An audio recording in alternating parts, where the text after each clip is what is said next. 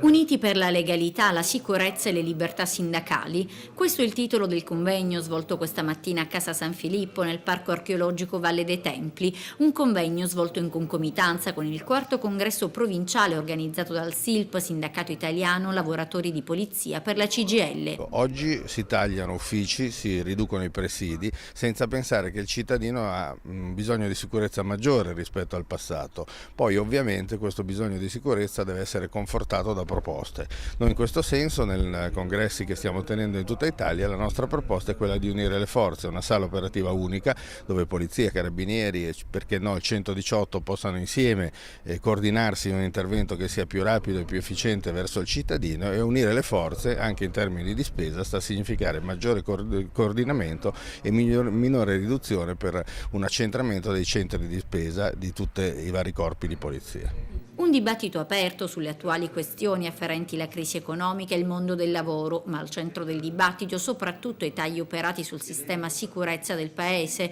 e le ripercussioni sulla qualità della vita sociale, locale e nazionale. In provincia di Agrigento, se parliamo della riorganizzazione degli uffici, al momento è prevista la soppressione del posto di polizia ferroviaria di Canicattì, della squadra nautica e della sezione di polizia postale delle telecomunicazioni.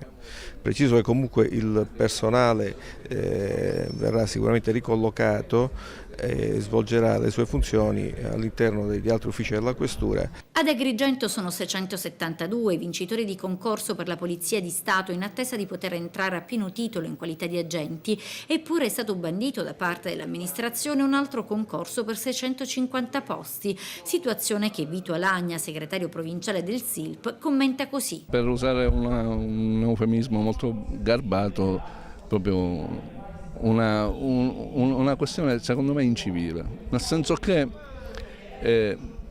noi lo avevamo detto prima, quando si è fatta questa graduatoria sapevamo di avere 672 ragazzi pronti per andare alle scuole di polizia. Abbiamo detto non è che fai un altro concorso, lo hanno fatto, tranquilli, cioè sono tutti ragazzi che ora devono fare di nuovo lo stesso concorso, le stesse prove, ripassare allo stesso maglio, avere altri concorrenti. E il sindacato cosa fa per tutelarli? Noi sicuramente stiamo